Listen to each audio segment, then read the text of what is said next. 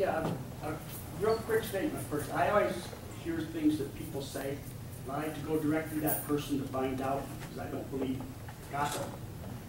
My wife and I worked for the last 42 years, and I'm lucky enough to retire a little bit early. Somebody told me that you made a statement that I should feel guilty because I don't work till I'm 74 years old to do my fair share, because Walmart still hires at 74. Is there any truth to that statement? I mean, I don't know. That's why I come to the person and ask point blank. And I can say, and I appreciate it. This is the Iowa way, and I want it that way. I try to deal that way. I want to hear straight questions like that, and I want to give you straight answers. There's probably, if you would take a piece of some phrases that I've given for responses to questions and put them together into a sentence, you can copy, patch, and paste into a statement like that, but not in context. What I have said is that there are 100 million Americans who are of working age who are not in the workforce. That's to describe that if we need more people in our workforce, where do they come from? And so how do you define of working age? Well, I started at 16. A lot of people go to work at 16, part-time, go to school. So that's part of our workforce, and our Labor Department charts that. Labor Department charts that up to 74.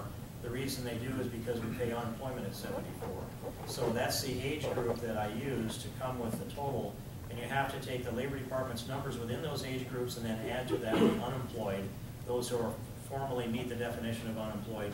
That's 100 million. And then I've also said that there are many who are retired, some are retired early, some are in school, some are homemakers. That still leaves a lot of Americans that are an available workforce.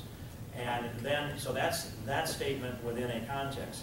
Now there's another component of this when I've said that this was on a CNN interview called Face to Face, and the people over there have a little trouble being Midwestern objective, but she asked me the question, don't you believe the rich should pay their fair share of the taxes? And of course the answer is, all of us believe that the rich should pay their fair share of the taxes, but what we don't agree on necessarily is what is fair. And here are these two boys here, you know that you can never get them to agree on what's fair. So we're not going to agree on what's a fair share, but what I said is that we have 80 different means-tested federal welfare programs in this country. And we have second and third generation people where nobody has worked. And I think that those who are drawing down benefits from the public treasury should do their fair share of the work.